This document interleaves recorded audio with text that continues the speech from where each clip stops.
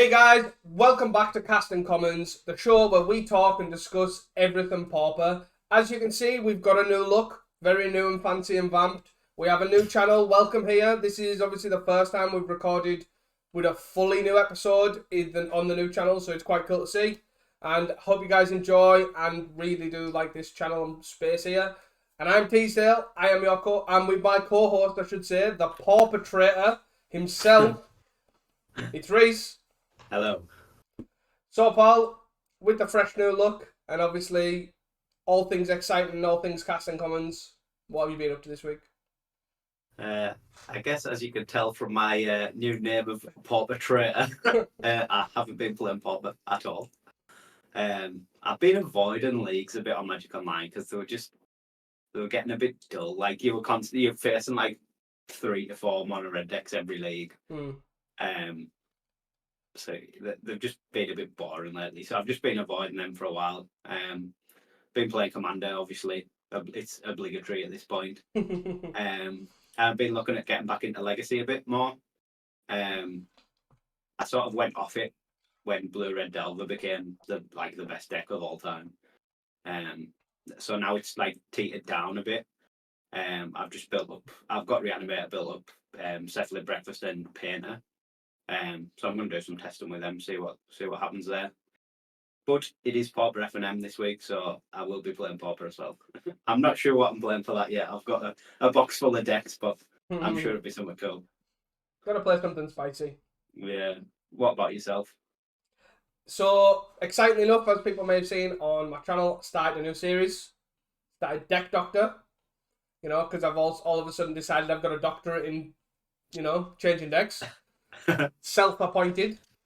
And it seems fun. It seems really engaging for the community. Obviously, I post the requests for deck lists on Twitter. I do it on Facebook groups. I do it on the UK Pauper Facebook group, the Pauper MTG Facebook group.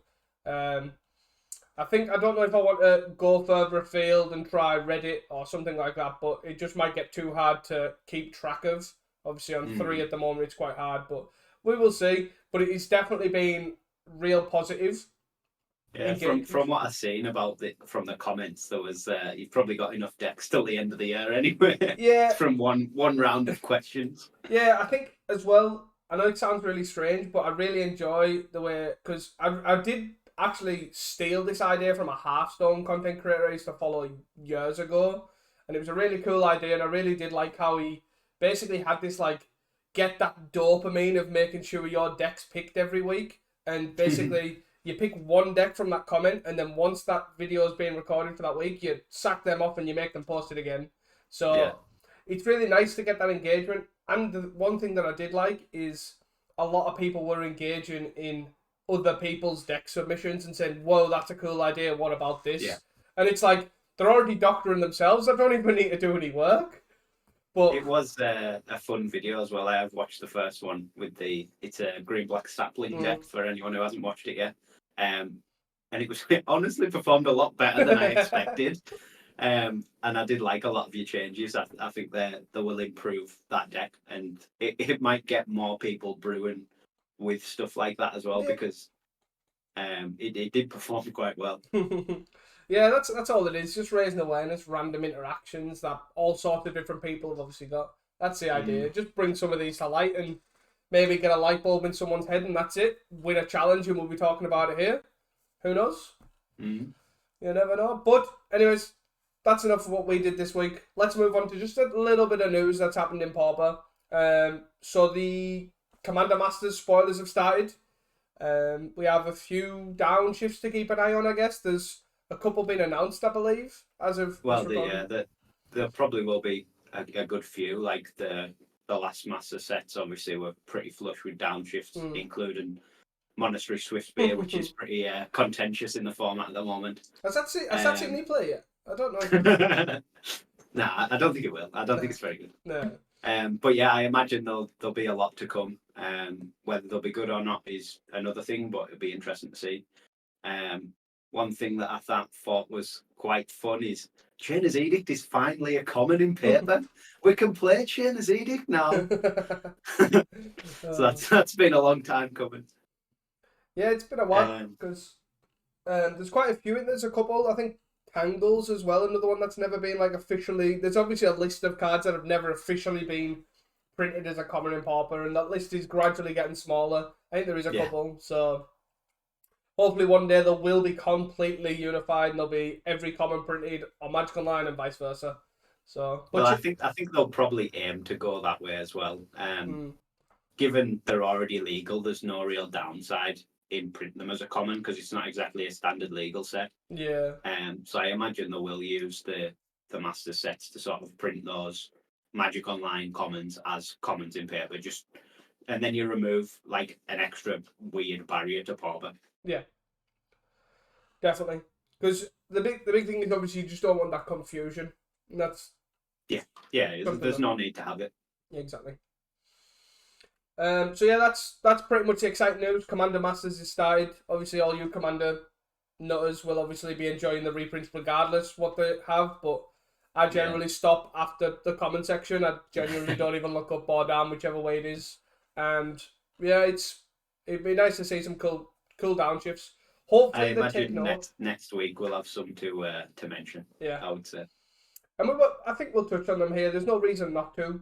May as well. May as well. Hopefully, they've read my article on what needs more support. Let's hope. We can hope. We'll get some ancient ziggurat downshifts. Let's go. Slivers will become the best there. So, I can't wait for that blame as well. It was your fault. Anyways, enough of that. Let's see what happened over the weekend with the challenges, I guess. Yeah, some pretty interesting ones to be fair. Continue on from like the last few weeks where there've been a big chunk of terror, but around that is just quite a nice mix of decks. So this Saturday's challenge, first and second were a pair of Corgate, which is sweet to see. Third and fourth was a Jeskai Ephemerate and Affinity. And then fifth through eighth was a Ponza running 4 Ents. Two Terrors, both running 4 Lorians. And a blue-black Fae. And then the two near misses, the 9th and 10th, there was a Terror, again with 4 Lorians in 9th. And 10th place was Ponza with 3 Ents, and it was Weber from the PFP playing it as well. So a pretty, it's not massively varied, but there's some cool decks that we don't see often. Corgate in particular coming first and second after basically being downtrodden for the past 4 weeks. It's cool to see.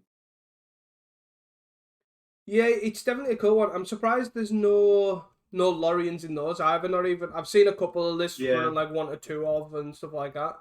But I guess you're already pretty stacked on the gate anyway. Like do they run four basic islands or something like that? And you don't need the duel to fetch, so it probably doesn't do as much work there. Especially when like late game, you probably want to be pumping your mana into Basilisk Gates anyway. So you're not really needing a turn where you just spend 5 and draw some cards. Yeah, it's definitely not as necessary in these lists, but it is usually cool to see some sort of at least testing some new toys. But yeah, definitely a cool list. I think they are pretty close to identical. It's really awkward to see these on there. Currently we're on MTG Goldfish, and it's not the greatest to scroll down. So yeah, they're pretty similar. I think the second place one has an extra Guardian of the Guild Pact, being the main change. Instead of a spell-based main, it's got a dispel. But yeah, the main cores that you would expect are the same. With Journeys, Modern Ages, Brainstorm, Squadron Orcs, Sacred Cats, all basically the same. I guess the first place one has a Cast into the Fire in the main as well, which is just a bit of extra spice. Although it's sort of one of the decks that Cast into the Fire hasn't really impressed me that much in. Because they're all going to play 4 Dust to Dust in the side anyway. So the extra slot of like Exile Artifact isn't as important. And it has a fairly decent mono red matchup. With all like the Sacred Cats and stuff, and the strands, the 4 strands. So it doesn't seem as good as it is in. It's still obviously fine, but it doesn't seem as good as it is in most of the decks. Yeah, I think to be fair, it seems like a lot of the lists seem to have kind of come to the conclusion that the they used to run like a weird 1 to 2 maybe Smash the Dust's main, and it kind of I feel like it's just probably not even needed right now. I just think securing up your mana, making it cleaner, gain access to stuff like Dawnbringer Cleric or other sort of good cards, Spell Pierce, Dispel, even more of cards that you already have is just probably better. Yeah, I almost like just them when they play extra Dawnbringers. Like a lot of them just sort of settle on one. Yeah. But I always find if you draw multiple, it's never really dead anywhere, No. and it's a decent. It's obviously really good against mono red, but it has utility in basically every matchup. Bar maybe Affinity, it's pretty weak, I guess. Yeah. Even then, you can still occasionally hit like a Matrix Munitions or something, or exile something from a Mirror Forcer so they can't blood fountain it back. But yeah, I have also been impressed by extra Dawnbringers. Both of these just play Singleton, I believe. Yeah. But I could see warranting more if rather than having a, like you say, a cast into the fight.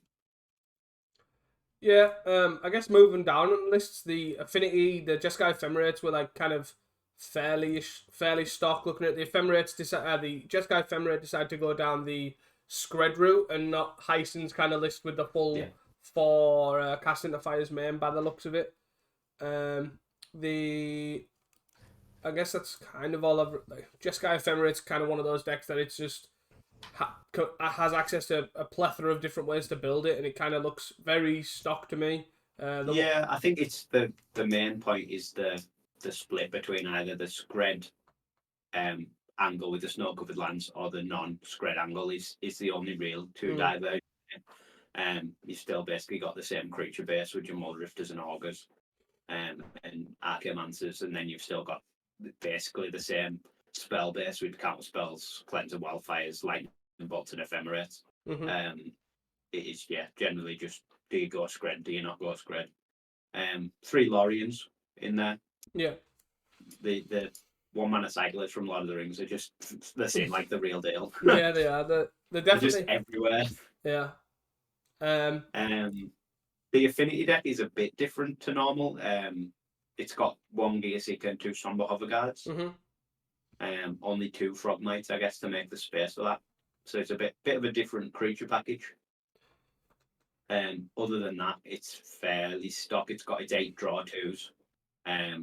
The one that's cut down is Swordcast in this version. And then basically just standard Affinity with a flex slot, Chainer's Edict. Yeah, it's fairly solid. Not really exciting out the sideboard either. Fairly stock. It is just like that, as you say, that creature slot, which Somber Hoverguard and Gearseeker and stuff like that have kind of flickered in and out for quite a while over the past 6 to 8 weeks by now.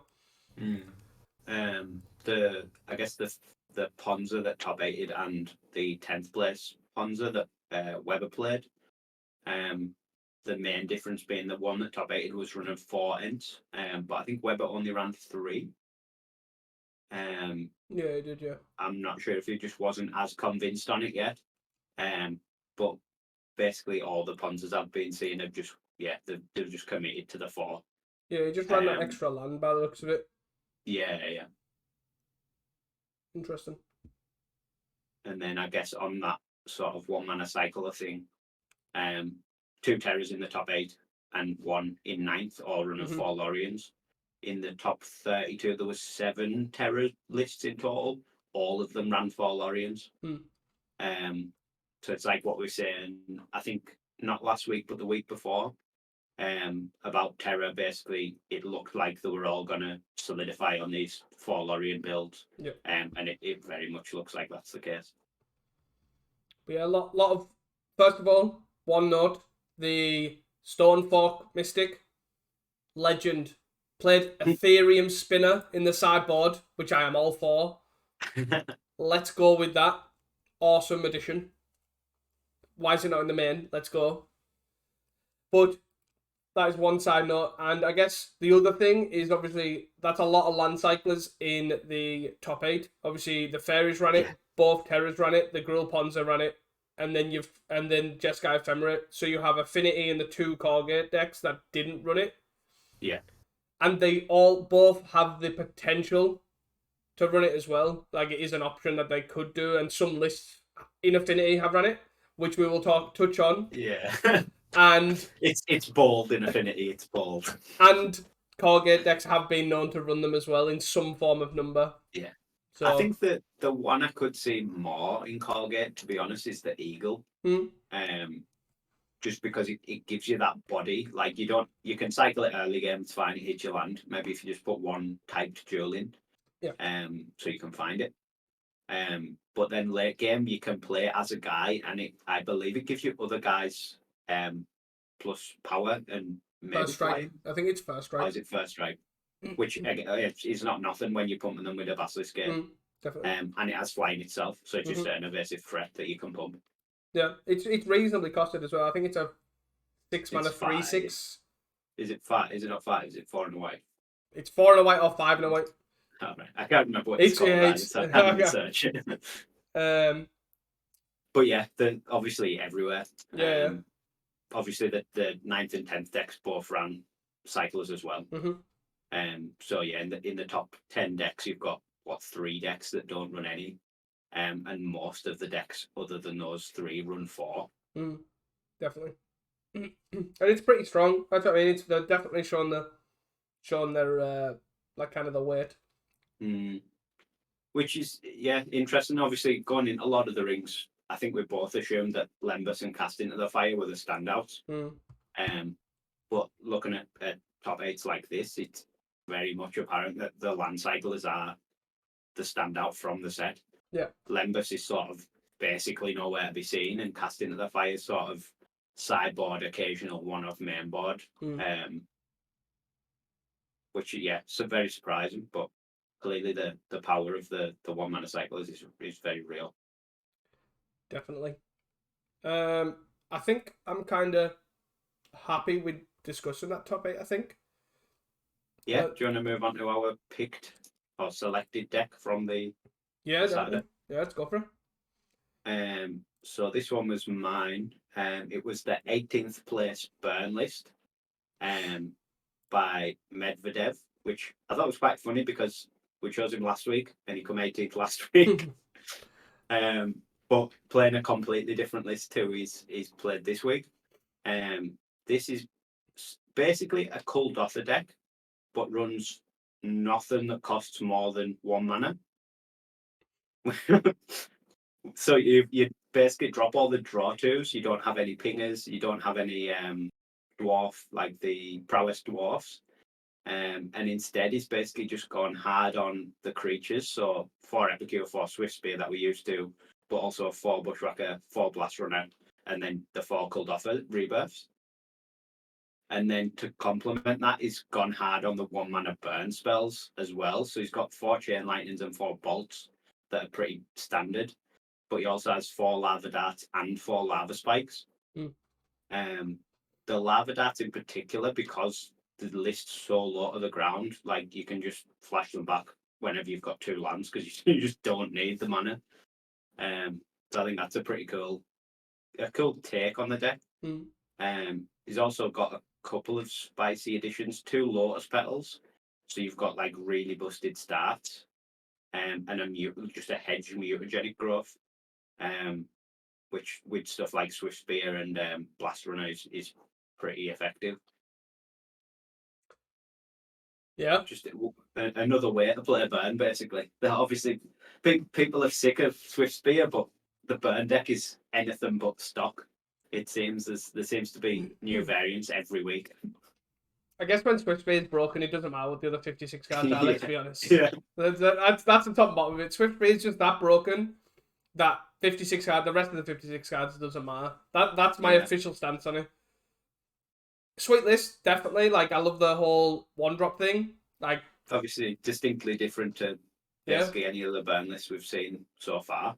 Which is pretty cool. Yeah, definitely. And definitely explosive start. I wouldn't be surprised if they obviously kind of go more on Lotus Petals for more explosive starts, but I don't know how that would work out in Yeah. the long run. I could definitely see something along them lines. Maybe just cut down on lands. Yeah, potentially. But I guess you've got it is a fine balancing act because obviously you've got Great Furnace to help with Kuldotha. You've got the mountains which obviously help with Lava Spike. Not Lava Spike, Lava Dart. Yeah. So yeah, it's definitely a fine balancing act, which it's always kind of been like that way with Red, generally for Galvanic Blast, I find. But yeah, definitely a pretty interesting take. Interestingly, it like gets rid of Galv Blast and it has 4 eggs, but it doesn't have 4 stars or implements. So it doesn't need to focus on keeping 3 artifacts in play. Which is quite cool. I'm a bit sad that didn't go full on theme though. Obviously, in the sideboard, got 3 copies of Flare and Pain. Well, yeah, come on. Cost 1 in the graveyard. You've committed this much. You might as well have changed the last 3 cards just to be completely on theme. But definitely a sweet one. And looking at this, you're playing 1-drops and he's running 2 raises in the side. 2? Why not just go whole hog and go 4? Like, do you know what I mean? Don't matter. Once you've got your second land drop, you can cast 2 spells a turn. What more do you want? But I guess, it definitely worked out for him. Obviously, he came 18th place here, and then we will be touching on him on the Sunday challenge as well, because he is appearing again with pretty much the same deck, I believe. Yeah, it's the same list. But definitely a sweet one. I'm all for Blasphemous. It's something I think we'll see more of as well. Whenever a new variant of Burn becomes or does really well, people just pick it up. Because it's cheap, it's dead easy to get together, and it's fun to play. Sure, I believe you. But yeah, so that's my pick for the Saturday. Yeah, definitely a cool one. I hope they just consolidate to one list. Just everybody, whoever's playing Red, all take your group Discord call and decide which list you're playing at the end of the day. Because, playing around everything is really, really getting annoying. Please, come on. But yeah, it does at least make it somewhat interesting that you're not just versing the same deck every time, I suppose, especially in leagues. Yeah. It's not as bad in challenges. Like, we don't just see like stats and stats of mono red in challenges, which is good. But yeah, at least it's three or 4 decks rather than just one deck. But I guess this is got to look at the bright side.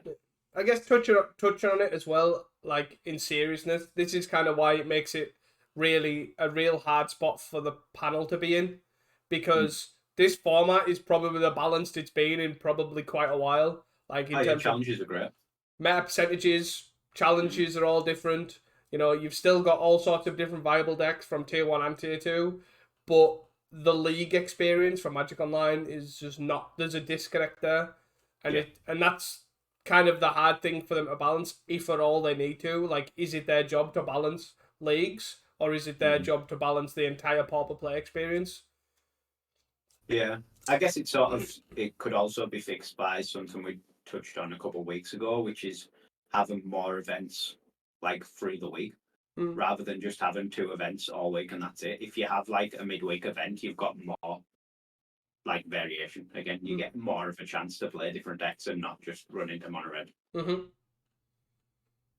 Definitely. Do you want to look at Sunday? I'm happy to look at Sunday. Yeah, so Sunday 9th again, a really varied top 8 and top 10. First place we have Affinity, doing well as always. Second place was Kuldotha. Third and fourth was White Weenie and Colgate. And then 5th through 8th, where it gets really wild, Mugworts, Walls, a Bushwhacker Kuldotha, and then a Blue-Black Terror, again running for Lorien. And then the 2 near misses, there was a Gardens in 9th and another Affinity in 10th. Obviously, again, super mixed top 8.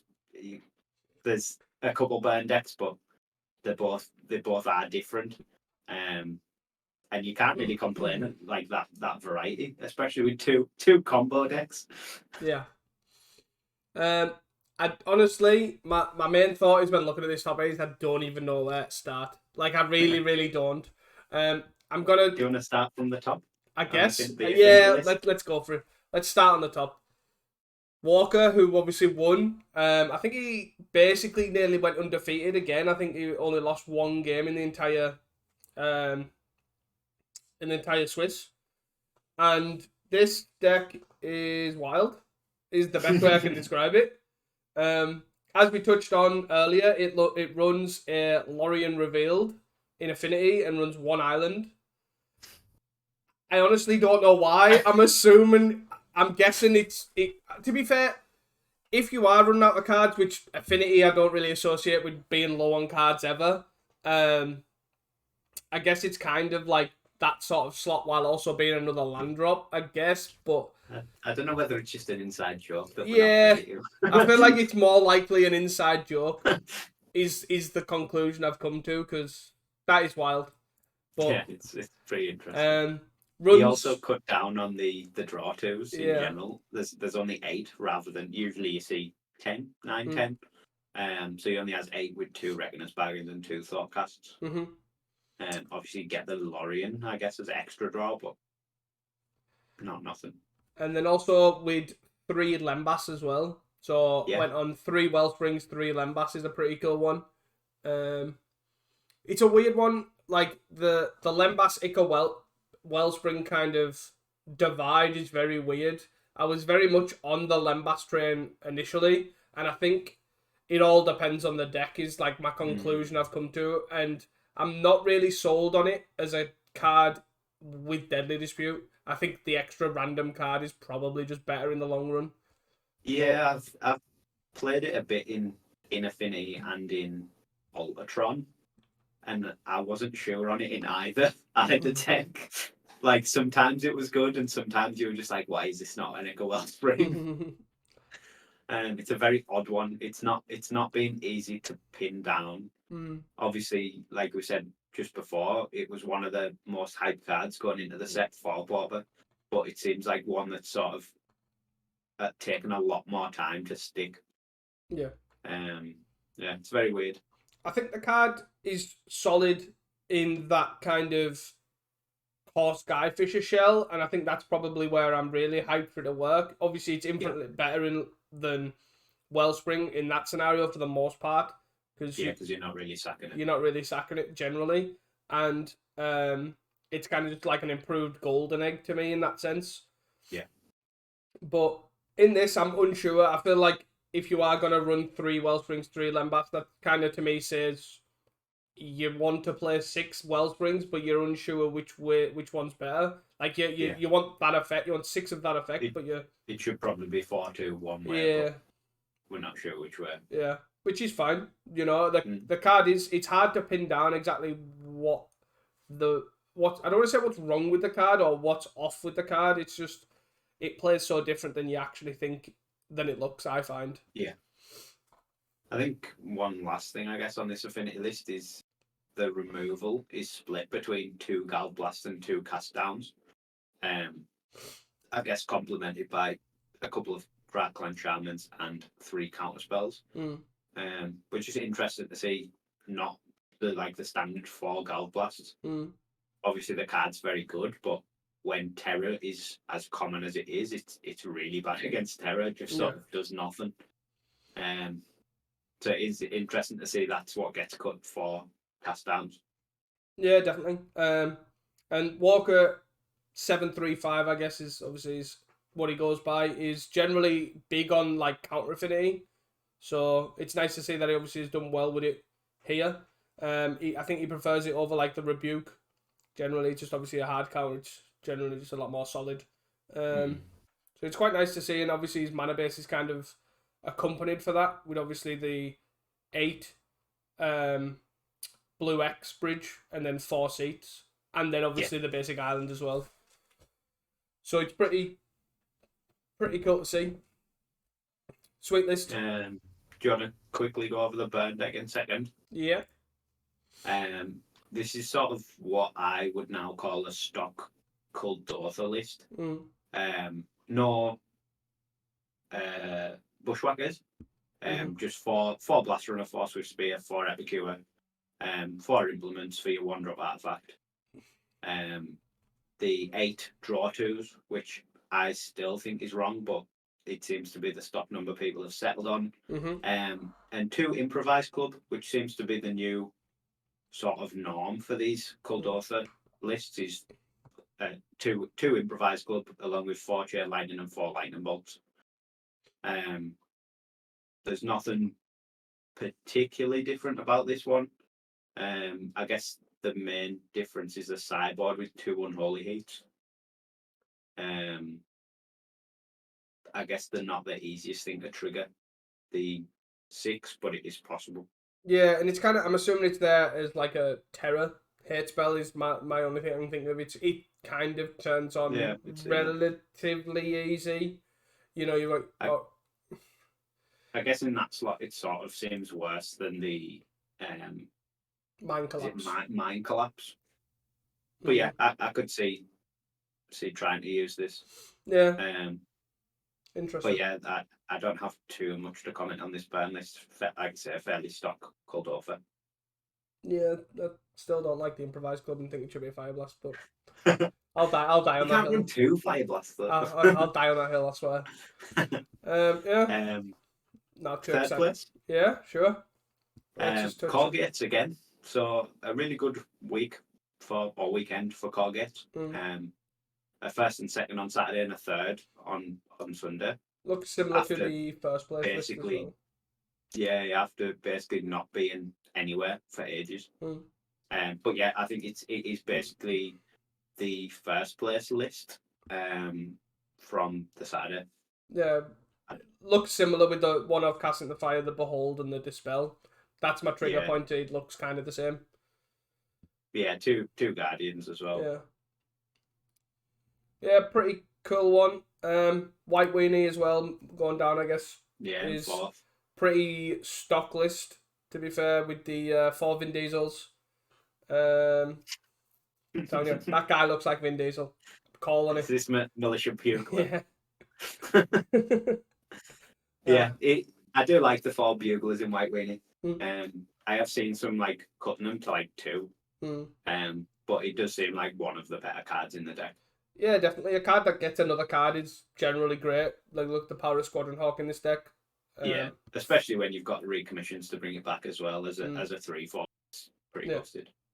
Pretty cool one. Sunlance card in the sideboard. What's going on here? Pretty cool. But I guess you take what you can. I guess it's a 1 mana Swift Spear removal if you're on the draw. It's pretty effective at that. Yeah, it does what it needs to do. Obviously, you got 4 Prismatic Strands throughout the 75s. Pretty sweet one. Cool to see. I like seeing White Weenie. Yeah, it does seem to do well on occasion. It's not consistently top 8, but it's here and there, which is pretty good. Yeah, I'm just trying to skim down the rest of the 5 through 8s, and there's nothing really too exciting. Walls doesn't look too far out of place. Obviously, Medvedev. Yes. Came 7th. Yeah. Which is the burn deck we just touched on for the Saturday. So obviously a lot better than 18th. But yeah, it is the same list. Yeah. I don't think it changed anything at all. Weirdly enough, the only difference if I flick between these 2 tabs is that for some reason the Saturday challenge costs more on Magic Online than the Sunday one, even though they're the exact same list. Good old goldfish. Yeah, and then I guess quickly touch on the Terror list. Doesn't look, again, 4 Terrors, 4 Falages, I guess is one big thing. Yeah. And then it's the 15 lands for Lorians, which seems to have been what they've settled on. It has gone for Aquafires, so you'll be pleased about that. Yeah. So it's not snow covered for no reason. Dear. But yeah, it seems to be the fairly stock Terror list now.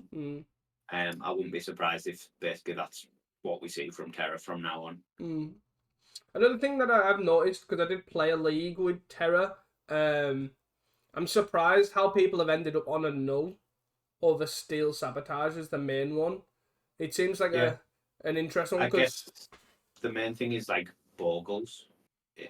You have something against Bogles. you've got Chainer's Edict already. What more do you need? Well, I don't know. I just feel like Steel Sabotage, end of turn, bounce your graveyard hit, i.e. Relic or no Yeah. spell bomb, seems like a good thing to do. Force proc it. Like, you can miss on, you go tap land, they go Relic, you're now stuck. You have to churn through it and force them to crack it. yeah. I don't know, it's just a strange one for me. But other than that, this looks fairly stock. Fairly cool. Gardens in ninth, I'm assuming you would like to touch on. Yeah, I guess. It's I have Magic, which is I believe he's the Circle of Protection gentleman, the guy that likes the Circle of Protections in the board. So he's got 1 cop blue, 1 cop red, 1 cop black in the sideboard, which is pretty cool, with 2 Basilicas As the white. as the white sources. Big fan of. I guess you've got your Deadly Disputes as well, haven't you? Yeah. So yeah, it's not too bad. Yeah, it doesn't seem the worst, but it's definitely a cool one. Nothing too out of the ordinary. Gone back to Disfigure over fungal infection, which a lot of people have went to. There's a Debt to Carry featured there too, and a Wilt. Always a big fan of main deck Wilt. Love that card. Yeah. I guess the Disfigure again seems like a on the draw Monastery Spear answer, really, doesn't it? Yeah. Definitely pretty cool. Again, went with 4 Wellsprings over Lembas, which I think's fairly common now. I'd probably be on the same. No, I guess the big thing is no omission of the admission of Avenging Hunter. Yeah. Gone with Crypt Rats, Thorn, Vampire Sovereign, and Angler. Fairly old school. I like. Yeah, to be fair, like when we first started seeing Gardens doing quite well, there did seem to be like 2 variations. One that didn't run the Avenging Hunter, and the ones that did. Obviously, this one doesn't really run any green. There's the 1 Wilt which you can cycle, and 1 Pulsar Marassa. But apart from that, it's mono black. And then in the sideboard, there's some Declammers and Weathers. But not obviously the Avenging Hunter ones always seem to be a lot heavier on the green. Obviously with the 4 Avenging Hunters, but you often get like Lanois and Visionaries and stuff with them as well. Yeah. I do think I think the deck does need a bit of an overhaul. I think a lot of people have got the copy pasta mentality with it, and they've basically just churning lists, and the meta's changed drastically, I've found, with 4 Gardens to survive, I think. And I think going back out of Avenging Hunter is probably the right call. I do like this kind of take on the list. I've just slowly been cutting them. The more leagues I've run, the less Avenging Hunters I seem to run through. And I definitely can see completely cutting it. For sure.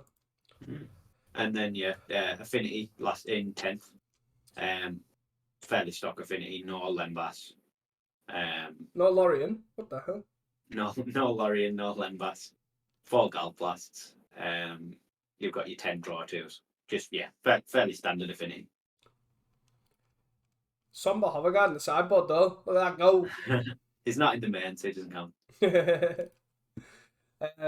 I'm pretty happy to move on. Fairly interesting Sunday challenge, to be fair.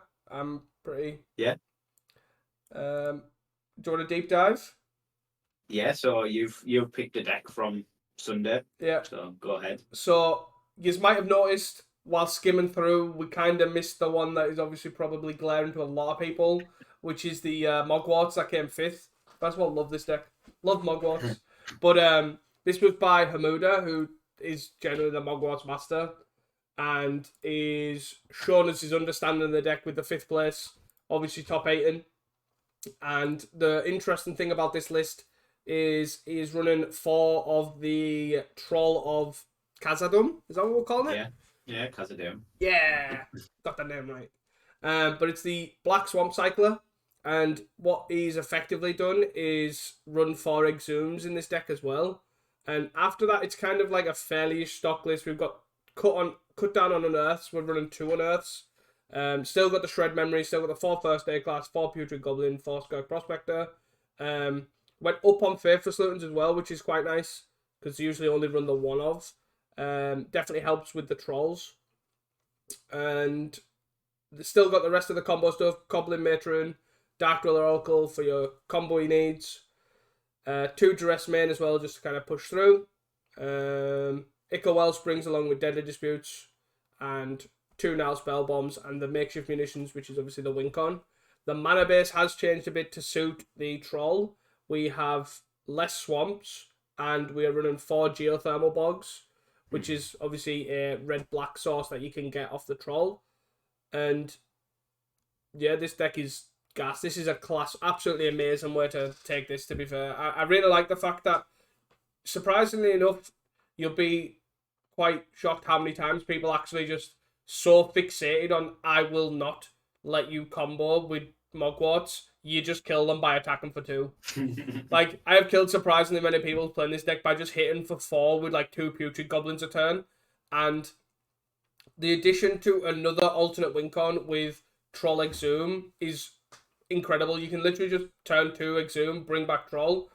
They can spend quite a few resources killing it. Okay, I'll combo kill you. Because you're not really doing anything else. Like, you're just drawing a bunch of cards, amassing a bunch of resources, playing your lands.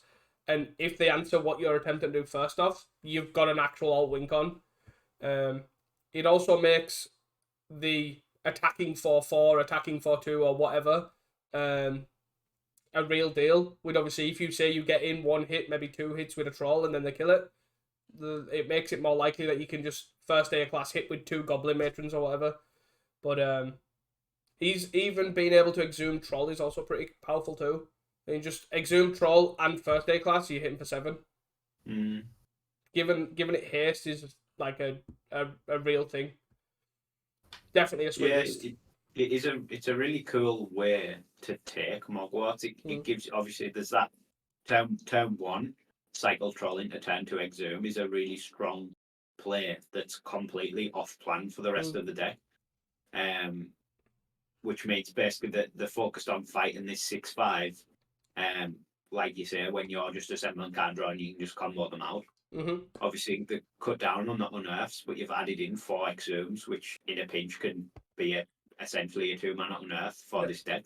If you're going to combo off, it doesn't really matter what creature you give your opponent. Exactly.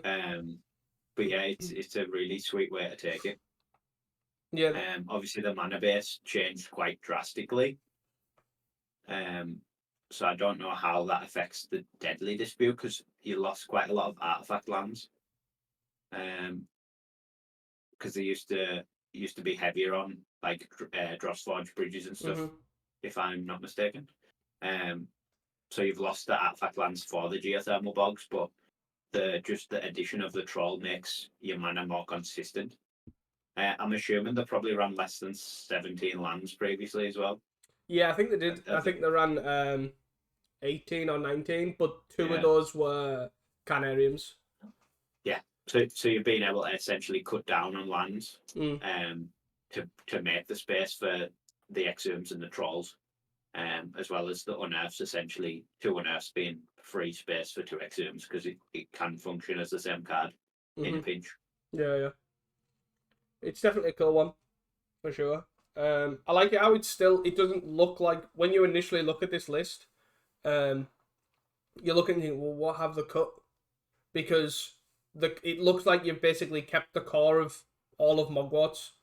Yeah. Like, you're not losing out the one of Dark Dweller, you're not losing out on. So what I can tell, like, from a rough guess, is they've definitely lost out on, like, tech slots, is where they don't run the second Makeshift Munitions.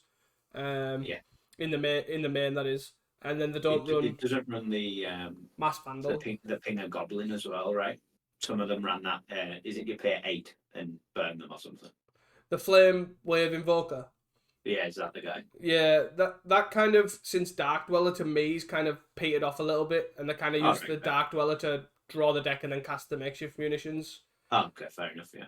So, but you've it is quite difficult to notice what they have cut. Like, there's a couple of Mass Vandals gone. There's a Makeshift Munitions that I can see, and that's kind of it. And I'm like, well, where's the 8? And obviously the 2 unearths. And then it's like, well, where's the 8 cards come from? 2 unearths and 2 lands are the main bits happening. So it's which, like you say, are basically free cuts. Yeah. Because you make your mana base better anyway, and the unearth is essentially replaced by the Exhume. Yeah. it's nice as well that obviously they've chose the troll over the red one, because the deck's so black based anyways, and it really does struggle with black sources. That it's quite nice that that's the better threat as well. Even though it does obviously need it needs red to combo off, but once you've comboed off, you kind of the deck really does struggle for black if you're digging. Yeah. So like sometimes it can be quite hard to dig for with Deadly Disputes and stuff in your hand because you just don't have the black to filter. Yeah, and being able to just get an untapped swamp in a pinch if you need it, it's pretty good. Yeah.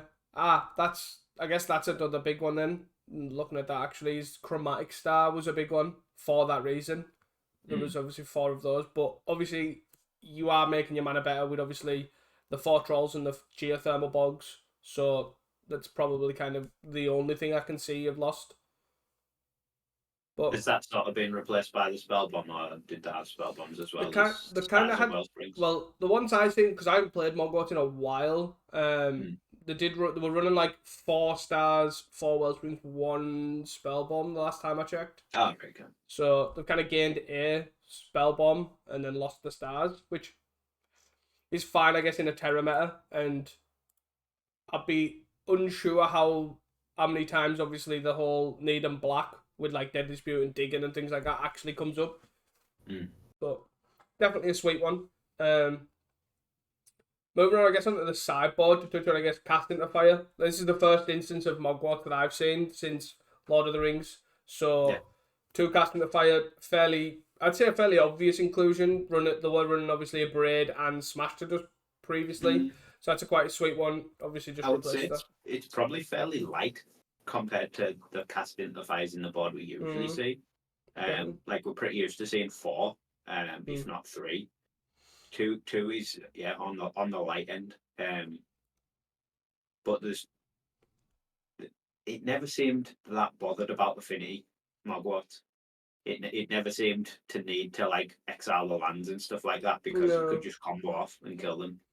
No, I don't think so. I think it's the obviously it's the relics and the spell bombs in it that it usually runs like the Braids and the Smash to Dusts for. So that's kind of where that's kind of taken its mantle up. Definitely. New ones to me is Lightning Bolt in the sideboard. There's 3 Lightning Bolts. There's 1 Chainers, and there's the 2nd Makeshift Munitions in the sideboard as well. Pretty interesting inclusions. I guess Lightning Bolts obviously just take away early aggression. It just gives you a bit of time against obviously the burn, but stuff like White Weenie and that as well. That's obviously been in this top 8.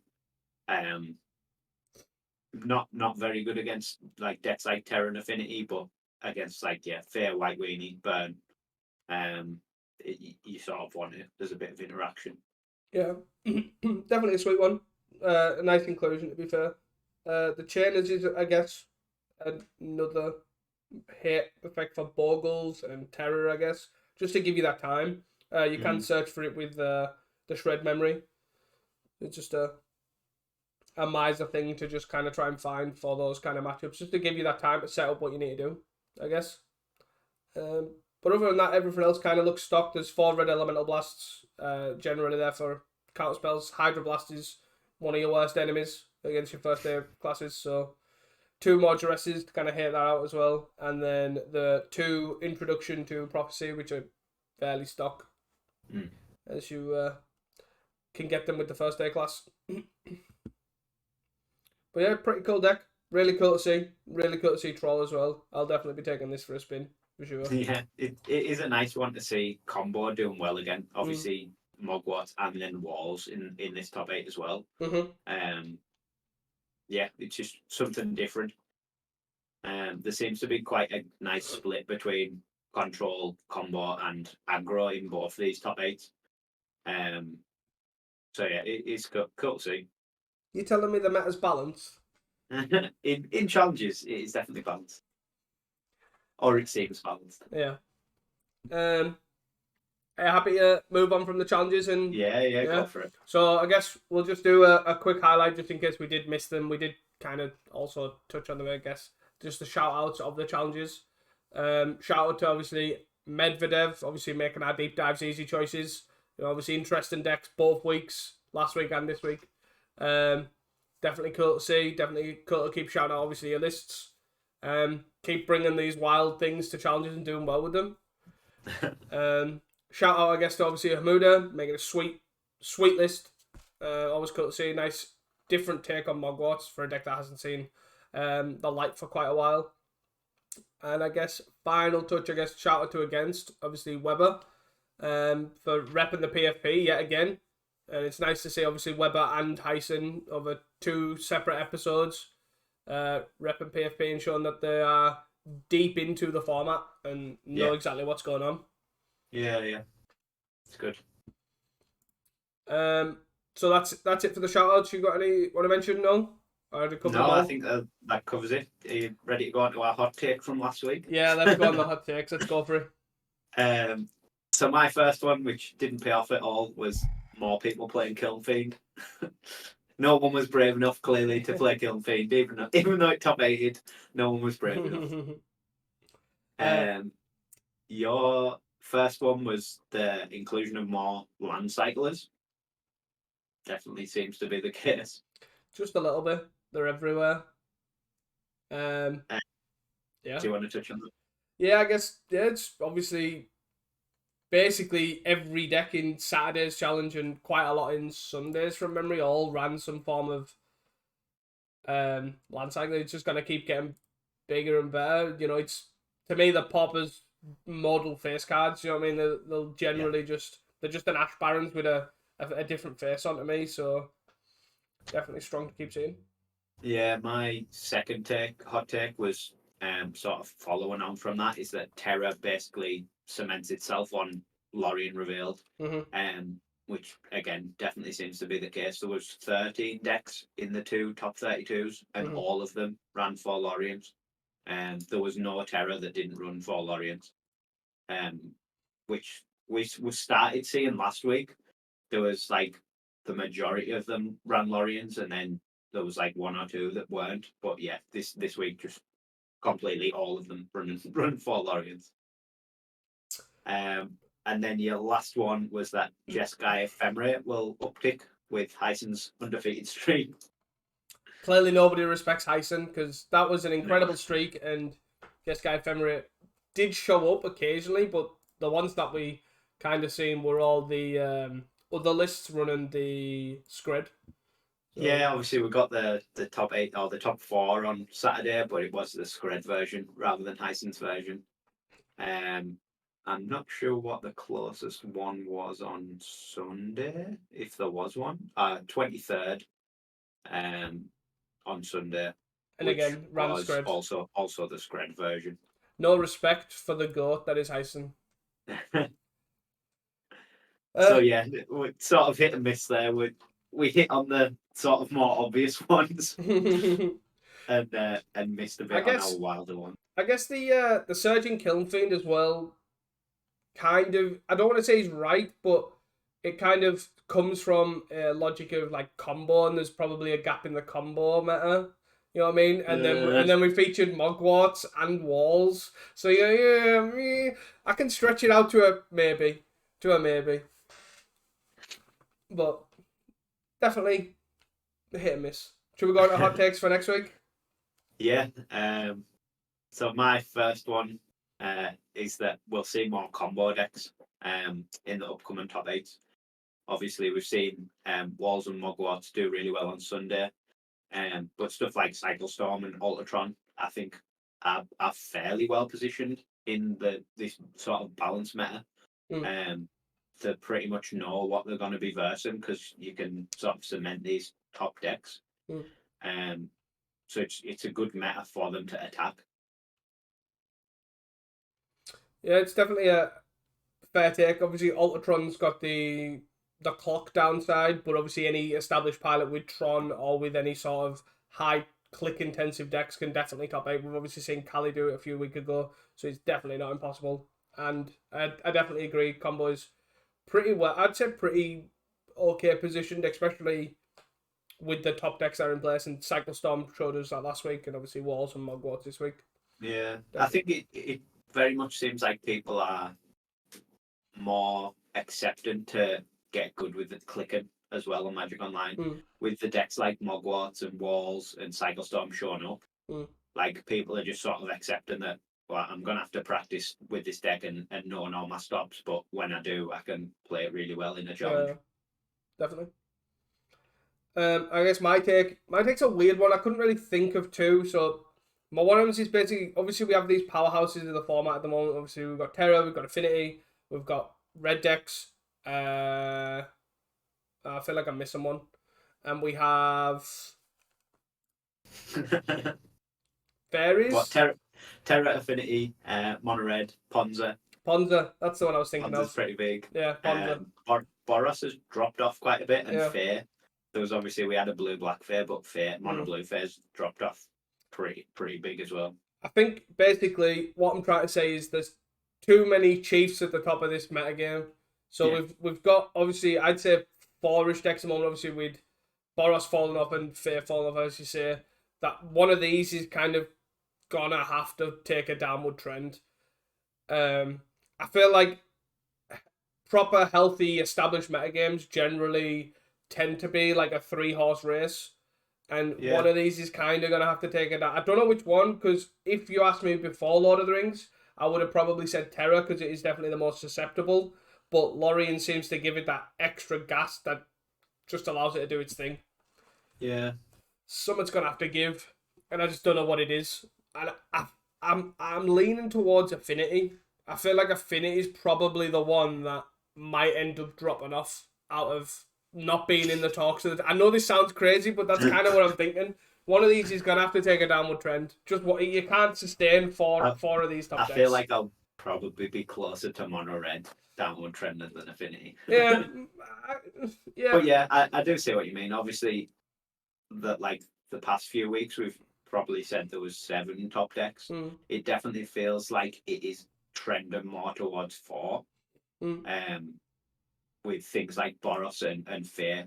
Obviously, we have one blue-black Fair, but Mono Blue Fair in particular, fallen away quite a lot from what they were in previous weeks. There are still people playing those decks, and they are still doing decently. I think on the Sunday there was a 14th place Mono Blue Fair, and a 25th, 24th Mono Blue Fair.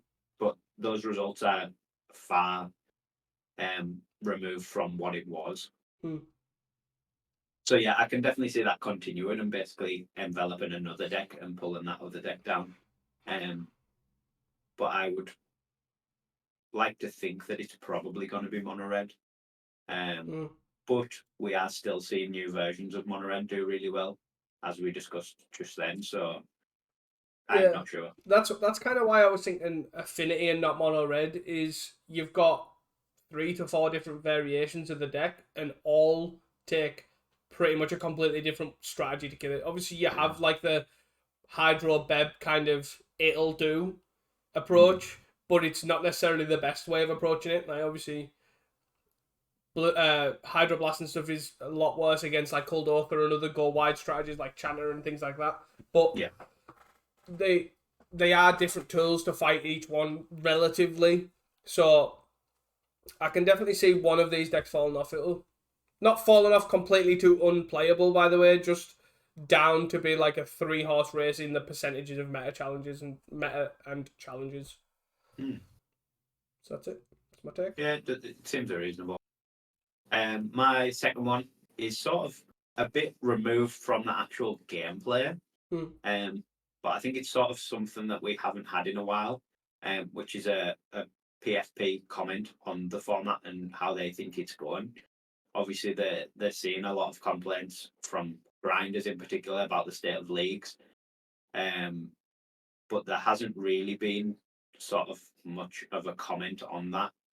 And it would be nice to see sort of a unified comment of got Hyson and Weber playing in these challenges and stuff, so they have the information there.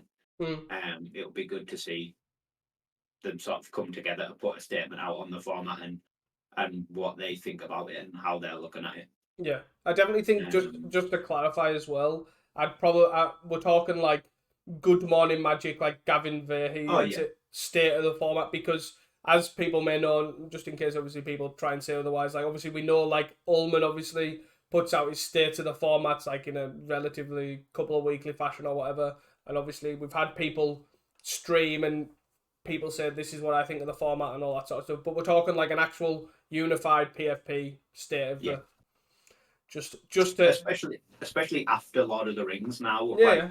Like we're a few weeks into these Lord of the Rings cards, so obviously seeing a lot of play and changing the format quite a lot. But it's nice to have regular updates from them just to see what they're thinking, basically. Yeah, especially on this, it'd be interesting to see like if they do think like if it is a divide, if the obviously the state of leagues compared to challenges. Obviously, we all know that the formats. I'd say I do want to say it is healthy because well, it kind of is balanced and healthy. The big divide is obviously it is healthy, but it's not necessarily fun, especially in leagues, and that's just completely taken up a notch. So it'd be interesting to see their opinion on it as well. Just a nice update. If anyone's listening, Come on, Gavin. Get editing. Is that your take? Your last take? Yeah. So then, my last one is I just went all out. I'm calling it now. The Troll and the Exhume kind of package is going to be in the top 10 on the Saturday and the Sunday. Not just one. Saturday and the Sunday. I don't know what deck. Couldn't care less. Could be Mono Black Devotion. Could be Mono Black Gardens. Whatever. Could be Mogwarts. I don't care. Could be Black White Ephemera for all I care. It's just gonna. It is a very strong package. Obviously, I think the downside of it is that at the moment is it's black, and the most powerful decks aren't. Obviously, Terra is sort of black, but it's a mostly mono blue deck. Oh my god! Put it in Terra. There you go. Yeah. You connect to other creatures that are also like big. Yeah, exactly. But yeah, it is a very powerful package. Just the power of black at the moment isn't that high. But yeah, it'll be cool to see. So, just for those at home, on my notes, I wrote this and wrote #YOLO at the end. I just went for it just to throw that out there. It was, you got to take these off the wall ones sometimes. You know what I mean? You just gotta put things on the block. So that's it from me for this week. So guys, that is it from us, obviously, at Casting Commons. If you have enjoyed this podcast, please share it with your friends, obviously your local pauper community, whatever it is. We just want some love. We just want the word spread out there how amazing we are, if I do say so myself. And it would be greatly appreciated because this community obviously does a lot for us. We're very open and welcoming, and we just kind of like to keep that going. Want everyone to listen to our amazing British Cumbrian voices. What can I say? But that is all from us at Casting Commons. Until next time, don't forget to stay hydrated. Goodbye.